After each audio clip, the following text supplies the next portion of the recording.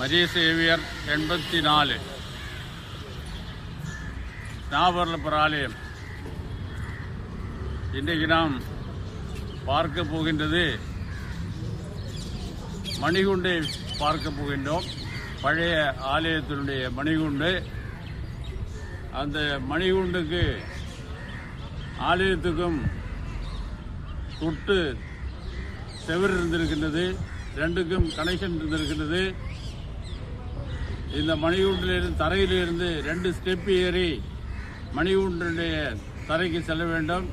அங்கிருந்து பார்த்தால் ஆல்டருக்கும் இந்த மணிகுண்டுக்கும் இடையிலே ஒரு இடம் இருக்கின்றது.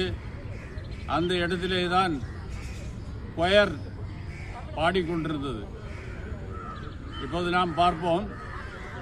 இந்த மணிகுண்டுக்கு தரையிலிருந்து கோயிலுக்கு பேரலாவே சிமெண்ட் தரை போட்ட ஒரு 6 அடி விட்டுள்ள இடம் இருந்திருக்கிறது. அந்த இடத்திலே ஒற்றை குதிரை வண்டி போட்டின ஒரு வண்டியும் அதில் கீழே ஒரு தூம்பாலும் வைத்திருந்தது. தூம்பால் என்று சொல்லக்கூடியது இப்போ ஜெண்டா என்று கூட இங்கே சொல்லுகின்றார்கள். இறந்தவர்களை அடக்கம் செய்வதற்காக அன்றைக்கு பெட்டிகள் எல்லாம் தயார் பண்ணுறது கஷ்டம். பாயிலே சுருட்டி அந்த தூம்பாலில் வைத்து கல்லறைக்கு கொண்டு போய் அடக்குவார்கள். இந்த ஒற்றை குதிரை போட்டின வண்டியும் கல்லறையிலே இந்த இறந்த ஆளுகளுடைய உடலை எடுத்து கொண்டு வருவதற்காக பயன்படுத்தப்பட்டிருந்தது. நீ பார்ப்போம். மணிகுண்டுக்கு பின்னாடி என்ன இருந்ததுன்னு பார்ப்போம். குருக்கள் தங்குவதற்குள்ள அறை, மேடை என்று சொல்லுவோம். இந்த மேடையானது சற்று வித்தியாசமாக இருந்தது. 2 பெரிய ஹால்கள், 2 பெரிய ஹால், சுற்றி 3 பக்கமும் வராண்டை. எங்கேயும் நான் பார்த்தது கிடையாது.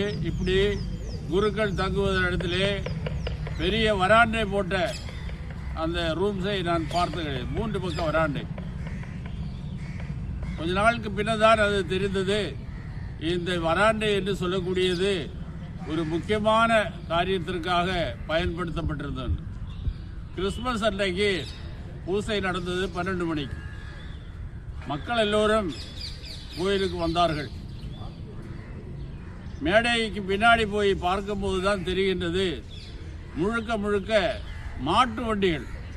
இந்த சுற்று வட்டாரத்தில் இருந்த மக்கள் மாட்டு வண்டியிலே வருவார்கள்.